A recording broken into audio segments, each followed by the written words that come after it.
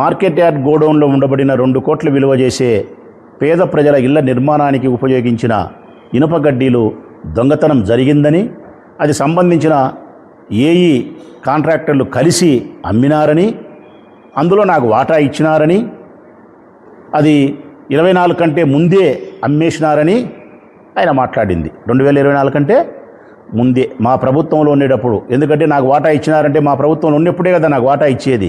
అమ్మగలిగింది కూడా మా ప్రభుత్వంలో ఉన్నప్పుడే కదా ఏఈలు కాంట్రాక్టర్లు అమ్మగలిగేది.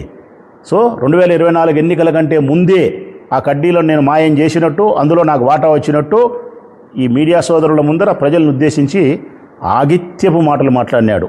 ఆగిత్యపు మాటలు చెప్పింది మా ప్రభుత్వంలో అమ్మినట్టు.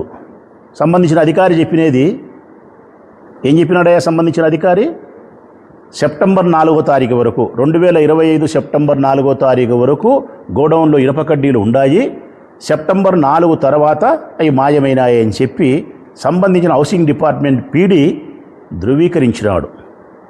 పై అధికారులకు కలెక్టర్కు నివేదిక ఇచ్చినాడు. మరి అంటే దాని అర్థం ఏమని? 2022లో మేము డంపు చేసినటువంటి, మా ప్రభుత్వంలో డంపు చేసినటువంటి ఇనుము 2025 సెప్టెంబర్ 4 వరకు మార్కెట్ యార్డ్ గోడౌన్లో భద్రంగా ఉంది. 2025 సెప్టెంబర్ 4 తర్వాత మాత్రమే అది మాయమైంది. సెప్టెంబర్ 4 తర్వాత 2025 నుంచి ఎవరి ఊరికి ఎమ్మెల్యే? వరదరాజురెడ్డి. ఎవరి రాష్ట్రంలో ప్రభుత్వం? అధికార పార్టీ తెలుగుదేశాంది.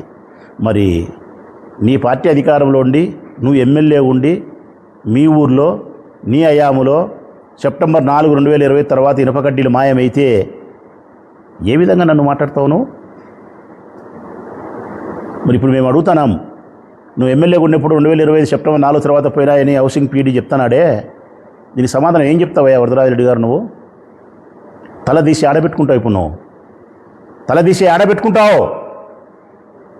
గద్దిచ్చే మాట్లాడతానా నిన్ను నేను? నీ వయస్సుకు, నీ పదవికి, నీ అనుభవానికి మాట్లాడే మాటలేనా నువ్వు మాట్లాడేది? బజార్లలో సిల్లరోళ్ళు మాట్లాడారు అంత పచ్చి అబద్ధాలు. బజార్లలో సిల్లరోళ్ళు, వ్యసనపరులు మాట్లాడారు అంత పచ్చి అబద్ధాలు. అంత పచ్చి అబద్ధాలు నీ గోష కింద 85 ఏళ్ళు పెట్టుకొని మమ్మల్ని మాట్లాడతావా నువ్వు? ఇప్పుడు మేము అడుగుతున్నాం, నిన్ను గౌరవంగా అడుగుతున్నాం. పెద్ద ఆయన బాగా విను, శివుడు వచ్చింది కాబట్టి గట్టిగా చెప్తానా, బాగా విను.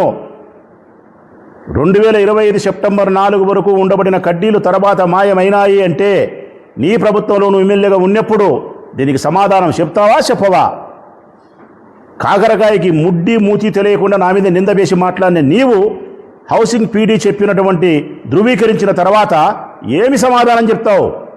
ఏ ముఖం పెట్టుకొని మీడియా సోదరులకు, ప్రజలకు సమాధానం చెప్తావు? పెద్దాయనా, నెల కిందట దొంగతనం జరిగిందని కంప్లైంట్ చేస్తే, ఒక ప్రభుత్వ ఉద్యోగి అమ్ముకున్నాడని చెప్పి కంప్లైంట్ ఇస్తే, ఆ ప్రభుత్వ ఉద్యోగిని పోలీస్ స్టేషన్కి పిలిపించి విచారణ చేసి తెర వెనుకల అసలు దొంగలు ఎవరుండారో నిర్ధారణ చేసి ఆ ఇనుప కడ్డీలు అమ్మినారా, లేకుంటే కొండారెడ్డి కట్టే డిఏడబ్ల్యూ కాలనీలో సన్ రైజ్ అనే అపార్ట్మెంట్కు ఉపయోగించినారా, దీంట్లో పాత్రదారులు ఎవరు, సూత్రధారులు ఎవరు, అమ్మింటి ఎక్కడ అమ్మినారు, ఏ ఇంటికి పెట్టింటి ఏ గోడలో పెట్టినారని చెప్పి దీన్ని వెలికి తీయాల్సిన బాధ్యత పోలీసులకు లేదా ప్రజలారా? ఉంది. మరి నెలైనా పోలీసులు కనుక్కోలేకపోతున్నారు అంటే, నెలైనా అసిస్టెంట్ ఇంజనీర్ సుబ్రహ్మణ్యాన్ని స్టేషన్కే పిలిపించలేదు, అరెస్ట్ చేయలేదు అంటే ప్రొద్దుటూరులో ఉండే పోలీసుల యొక్క సామర్థ్యం తగ్గిందే? దొంగలు పట్టుకునే విషయంలో ప్రొద్దుటూరు పోలీసుల యొక్క సామర్థ్యం తగ్గిందే? లేదు ప్రజలారా. ఈ ప్రొద్దుటూరు టౌన్లో పనిచేసే పోలీసుల యొక్క సామర్థ్యం రాగిన యాపేసి తగ్గలే. వారికి చాలా తెలివి ఉంది, చాలా సమర్థత ఉంది, దొంగలు పట్టుకుండే చాకచక్యం కూడా బాగుంది.